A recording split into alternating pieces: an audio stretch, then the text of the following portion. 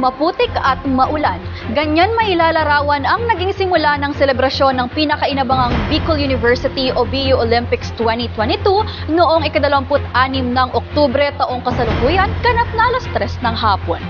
Sa kabila ng masamang panahon ay hindi pa rin nagpatinag ang mga mag-aaral at maging mga empleyado ng BU upang makiisa sa BU Olympics Grand Parade na nagmula sa Peñaranda Park patungong Sports Complex kung saan nagtipon-tipon ng mga kalahok at nagbigay ng welcoming message si BU SUC President Dr. Arnulfo Mascareñas.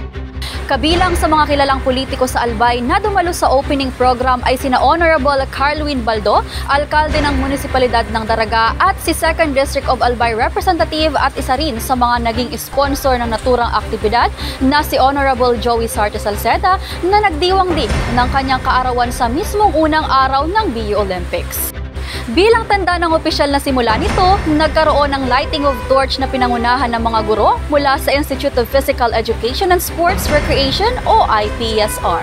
Kasunod nito, matapos ang 2 taon, sa wakas ay muli na ring naisagawa ang BU Hataw na siyang naging pinakasentro ng selebrasyon at dinaluhan ng humigit kumulang 15,000 BU wenyo. Of course, yun. Super grateful na naging part ako talaga ng crowd na yun. Kahit umulan, parang hindi naging hinder yung rain para mag-enjoy yung mga students. Kasabay ng unang araw ng pagdaraos ng BU Olympics ay nagkaroon din ng tinaguriang Albay in Action for Climate Change o A2C2 concert na ginanap sa BU Commencement Grounds kung saan ilan sa mga nagtanghal ay sina Flo G, Nick Makino, Loki at Al James.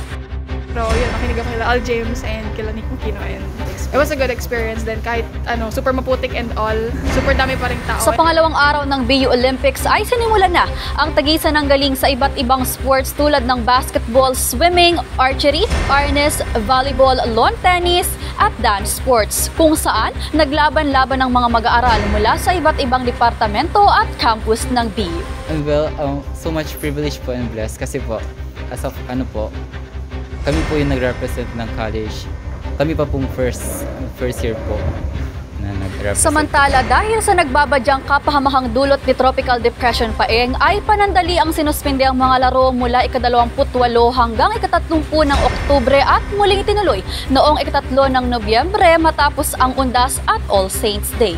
Sa mga isinagawang patimpalak, nasungkit ng IPSR ang overall champion matapos makakuha ng mahigit 1,000 puntos, sinunda ng Pulangi Campus na mayroong mahigit 300 puntos at pangatlo naman ang College of Engineering na nakalikom ng mahigit 200 puntos.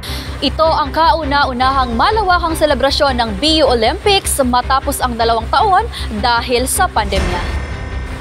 Ito si Cristina Cassandra Pontelo, nagbabalita para sa Bicol Daily News.